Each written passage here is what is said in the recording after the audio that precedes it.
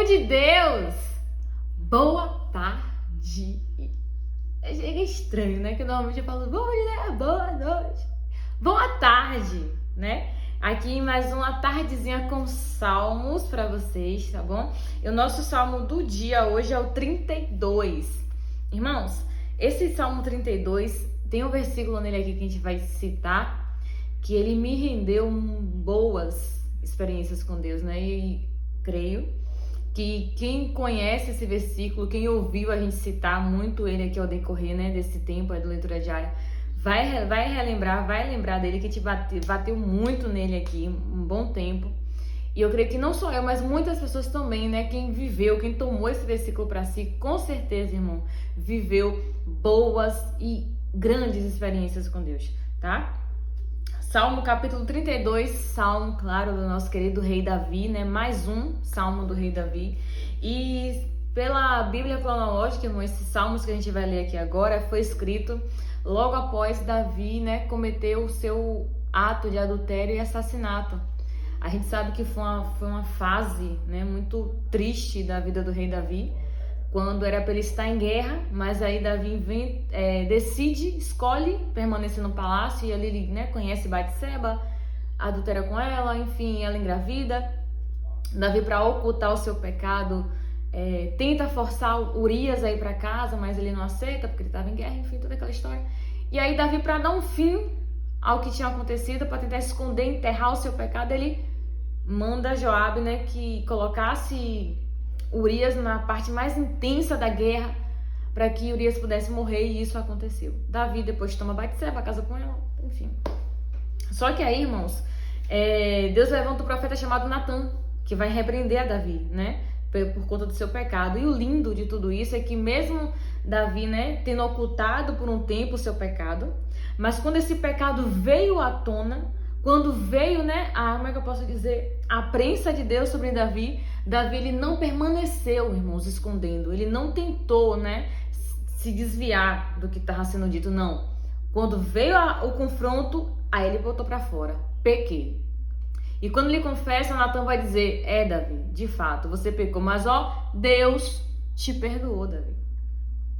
Aí Davi vai escrever o Salmo 51, e após o Salmo 51 ele escreve esse aqui, o 32, porque no 51 ele fala da questão, né, de Deus, não me lances fora da tua presença, e tire de mim o teu Santo Espírito, tal. Ele vai, né, confessar ali no Salmo 51 o seu pecado, e ele vai declarar a importância da presença do Senhor, e no Salmo 32 agora ele vai se alegrar pelo perdão de Deus. Vamos lá? Salmo 32, bem-aventurado aquele cuja transgressão é perdoada e cujo pecado é coberto. Bem-aventurado o homem a quem o Senhor não imputa a maldade e cujo espírito não há engano. Você vê que Davi ele já inicia o salmo se alegrando, porque já houve a redenção, já houve, né, a confissão, e agora ele sente dentro dele a alegria do perdão do Senhor. Irmãos, e essa é a sensação. Aline, qual é a certeza que eu tenho que Deus me perdoou? Alegria. Aline, qual é a convicção de fato de que Deus me perdoou? Paz. Quando você confessa, irmão, algo ao Senhor, quando você expõe a Deus, né, a sua iniquidade, o seu erro, quando você conta para Deus o que você fez, e logo após vem uma paz, vem um refrigério, vem a alegria, são sinais de que Deus te perdoou. Só que, irmãos, é aquela coisa, a gente não vive pelo que sente, a gente vive pelo que a gente crê. Antes também do sentir, você precisa já iniciar a sua confissão, o seu arrependimento, crendo que Deus te perdoou. Você já precisa colocar para fora tudo que está em oculto, já confiando no perdão de Deus. Porque, irmãos, o perdão de Deus é para todos. O perdão do Senhor é para todo mundo. O que crê nele, confessa os seus pecados e deixa para lá, tá?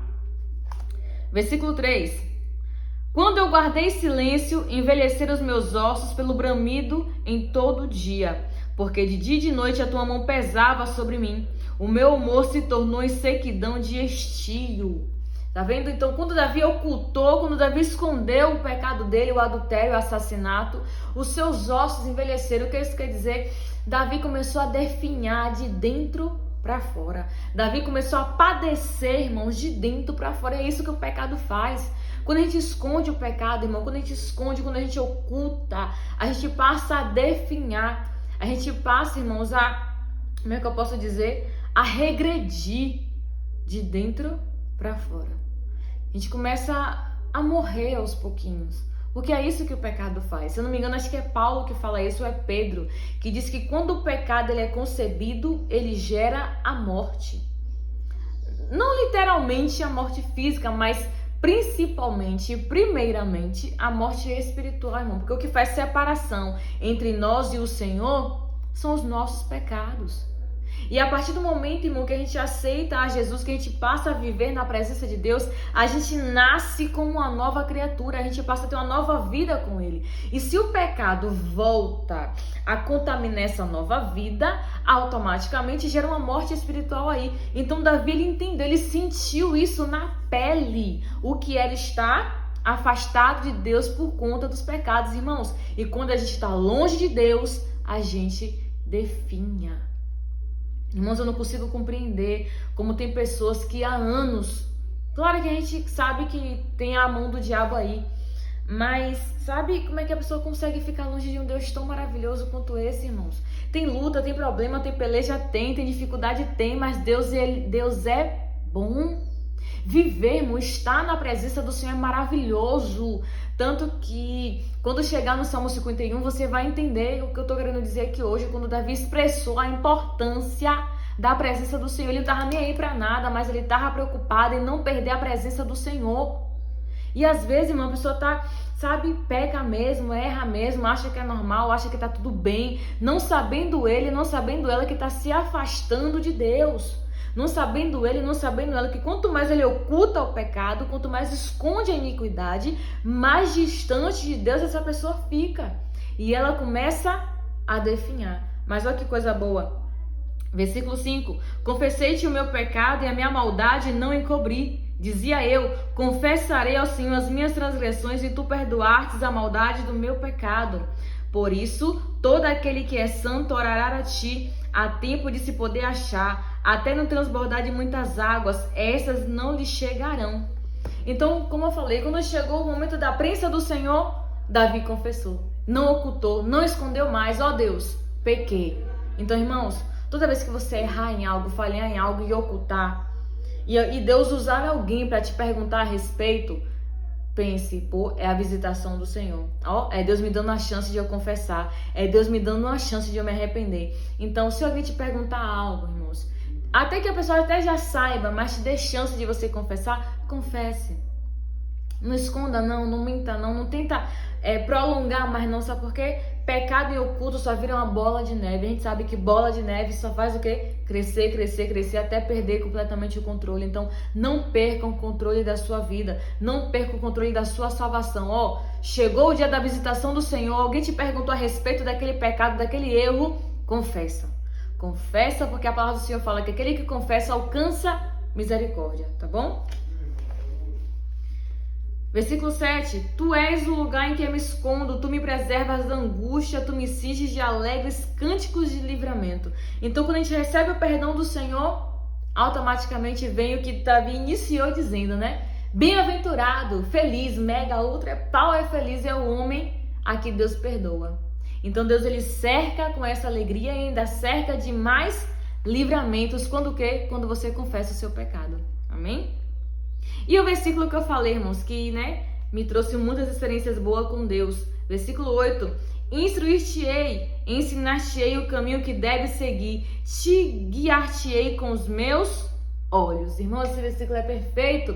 Deus está aqui dizendo, Davi, ele expressa uma fala do Senhor, que Deus vai nos instruir, nos ensinar, mostrar o caminho que a gente pode seguir, irmãos, e tenha certeza, toda vez que a gente é direcionado, guiado pelo Senhor, a gente não cai em pecado, a gente não cai em erro. Quando a gente está, irmãos, em ligação com Deus, quando a gente consegue discernir a direção do Senhor, pode ter certeza, irmãos, a gente vai ter força, vai ter graça suficiente para se desviar de caminhos que podem nos fazer pecar, que podem nos fazer errar. Então, irmãos, quer ficar livre do pecado?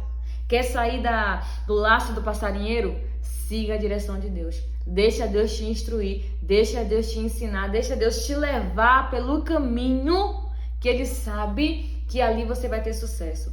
que ali você vai conseguir vencer. Então, em nome de Jesus, aprenda a ouvir e a aceitar a direção de Deus. Amém? Não sejais como o cavalo, nem como a mula que não tem entendimento, cuja boca precisa de cabresto e o freio para que não se cheguem a ti. Ele está dizendo, olha, aceita a direção de Deus, porque Deus não quer tratar você como um animal que não tem discernimento. O animal precisa, de cabresto ali para fazer o que o homem quer. Não, Deus ele quer te guiar, irmãos, de forma livre, de forma leve. Deus quer concordância, unidade com você para que ele possa, te guiar em todas as coisas. Amém? Versículo 10, já estamos terminando. O ímpio tem muitas dores, mas aquele que confia no Senhor, a misericórdia o cercará. Alegrai-vos no Senhor e regozijai-vos vós, ó justos, e cantai alegremente todos vós que sois retos de coração. Aí Davi vai declarar que o ímpio, que comete impiedade, que comete maldade, é cercado de dores, é cercado de frustração. Irmãos, é aquele ditado, Melhor, nem um ditado. Isso é um versículo. Que o homem colhe aquilo que ele planta. Então, se a pessoa que é má, que é perversa, está colhendo plantando maldade, é isso que uma hora ela vai colher. Mas quem confia no Senhor é cercado de misericórdia. É cercado de livramento. E ele vai dizer, vocês que são retos, são limpos de coração, se alegre.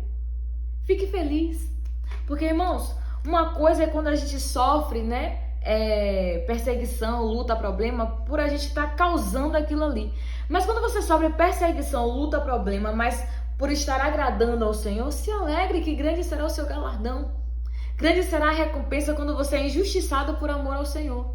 Então se alegre em nome de Jesus e guarda esse salmo no coração, tá?